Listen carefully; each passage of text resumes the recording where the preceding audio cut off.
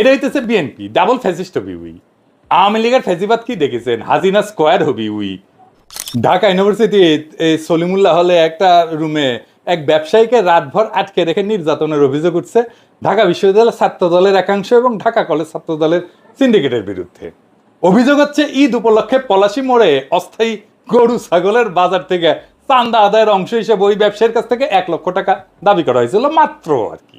বিশ্ববিদ্যালয় প্রশাসনের পক্ষ থেকে জানানো হয়েছে আমার দেশকে যে প্রাথমিক জিজ্ঞাসাবাদে অভিযুক্তরা চাঁদার দাবিতে ব্যবসায়ীকে আটকে রাখার কথা স্বীকার করেছে। তো এইটা আমি আমার ফেসবুকে পোস্টাইছিলাম, লিখেছিলাম এ বিষয়ে আমি পত্রিকার প্রতিবেদনের তথ্য উল্লেখ করলাম, বাকিটা আপনারা কমেন্ট বক্সে জানাইতে পারেন।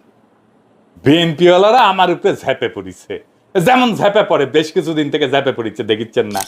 তো তুই আমার দেশে যায় ধরার নরম মাটি পেছে তো বিড়াল হাগে আর কি, শক্ত মাটির বিড়াল হাগে না।